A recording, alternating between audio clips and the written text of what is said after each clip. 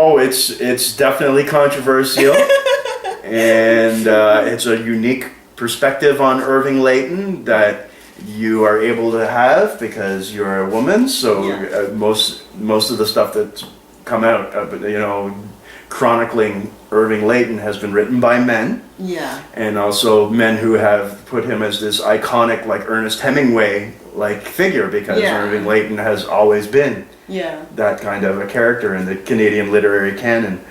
Now, you have done a lot of study on the Canadian literary canon. I mean, you've gotten to know the work of Milton Acorn and Irving Layton and Raymond Souster. What does Irving Layton mean for you in the Canadian literary canon? For Canadian poetry, I guess I want to give the credit to Terry Buck.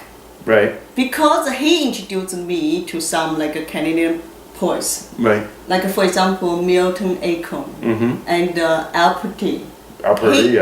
He asked me to translate it, the poems into Chinese. Wow. So, both Purdy and Acorn, or just Acorn? Yeah, both. And others, they had other as well. So, I mean, before I don't know too much about the Canadian poets, right? And also for the Alperty Festival, right? Each year they chose different Canadian poets. Yeah. So that's why, and they invited me to do the presentation, to do the thing, to do the poetry analysis for them.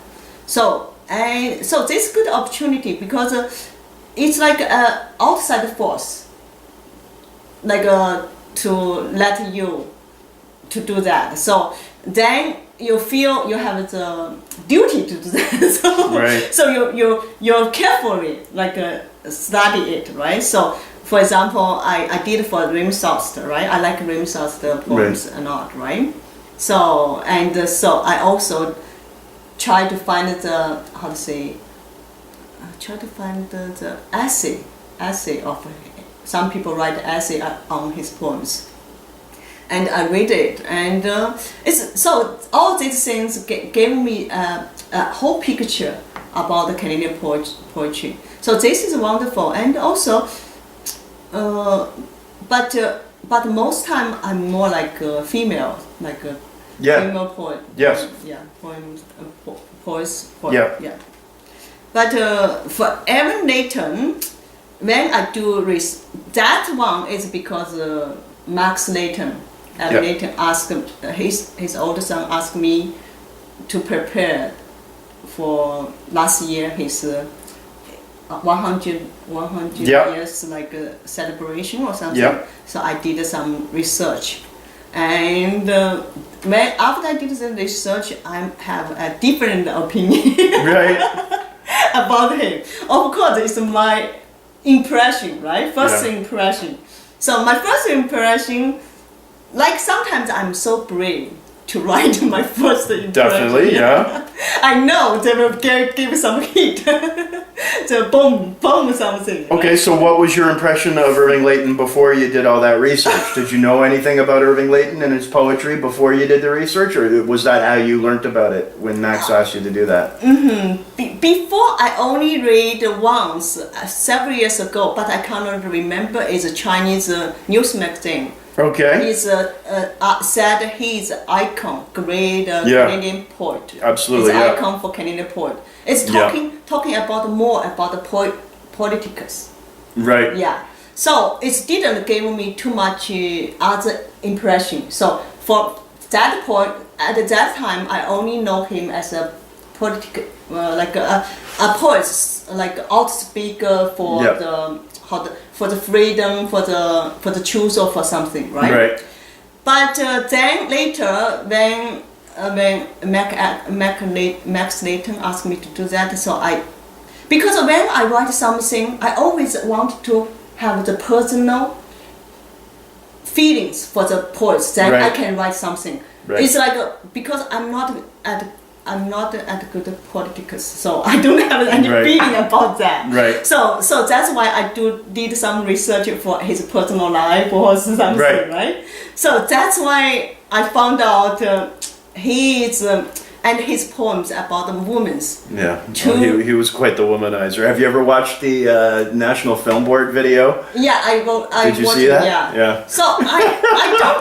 So that's why I don't have Getting hammered and dancing with different women. Yeah. So I don't have a very good impression. Well, he's almost a Hemingway-esque anti-hero, which is funny considering how much I love Max, and I'm also friends with his half-brother David, who is also Irving's son. And I've always loved Irving Layton's poetry, but yeah, he's almost like an Ernest Hemingway anti-hero, like, you know, this is not what I want to be when I grow up type of thing. Oh, okay. He always has been like that. Yeah, for sure. So that's why I felt his love for women is not a true love. It's more like a driven by sex. Right. Yeah, driven by the physical. Right. Impulse, yeah. But when I wrote this poem, and also he said once in a video, he said that poetry merely exists for showing the dark of my soul. So his poems are more violent. Yeah. Yeah, and they can be, yeah. Yeah. So that I don't like violent poems. So. But for me, I like poems more like show your pure soul's pure, and the more lift up the poems, right? Right. So that's why I don't disagree. I disagree with him about that. So well, no, that's the thing. It's almost like an epigraph, even though it's the third line of the poem. Poetry merely exists for showing the dark side of the soul. That would almost be like an epigraph, like right under the title line in the poem. But you have that as the third line in the poem, and then you spend the rest of the poem answering that question. Yeah, exactly. And I guess for like, you know, I mean, for me, I always believe everyone has two sides, good side and bad side. So that's why later on I said, Miss Layton, I want to see you the good side, right? I painting you in good side, right? So that's why, and I want to show you how poetry saved me. Right. So I wanted to. Do you paint? No. Because it almost sprang out of that you paint, and you were actually painting a picture of Irving Layton. Yeah, I mean. But I realized there was a metaphor involved. Yeah, but. And not for my poems, always kind of image came to me. So yeah, I don't know, maybe. Right. Yeah. No. Well, I mean, this is painting with words. This is what poets do, right? And then you end the poem with those two unforgettable lines: "Before poetry found me, I was nearly drowned in the dark." Yeah. As opposed to what he was saying. Yeah, it's quite the opposite. Yeah, exactly. Sometimes I like to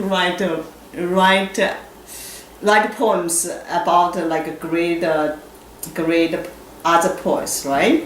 Yes. I'm kind of also wanted to challenge them. I mean, so sometimes I may be too naive, right? Kind of too naive. Oh yeah, no, it takes courage to do that. Absolutely. I want to challenge them. I want to. Okay.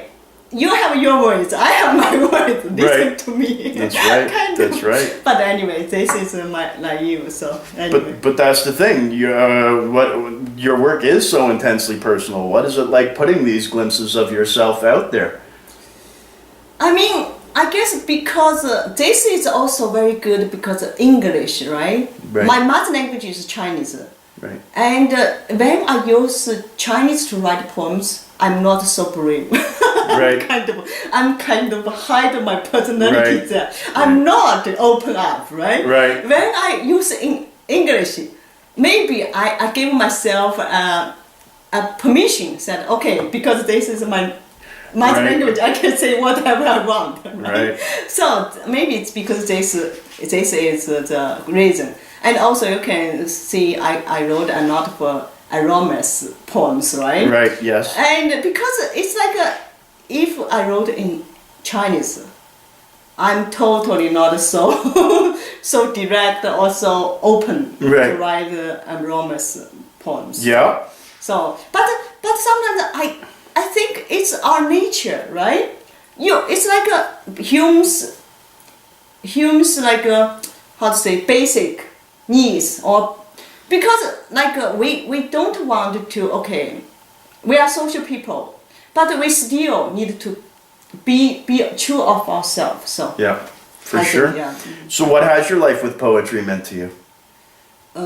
Because you write about how, you know, it's not the dark of your soul. It's you're nearly drowned in the dark before poetry. Oh yeah. So what has your life with poetry meant to you? It's the poetry life means an important part of me right now, and as I said before, it's totally opened a new door for me. Let me see the future. It's not before. I felt depressed because I see my future is like almost like the same pattern or same thing. So it's not exciting. After I wrote poetry, I feel everything is a possibility. It has a possibility. Right. Everything has the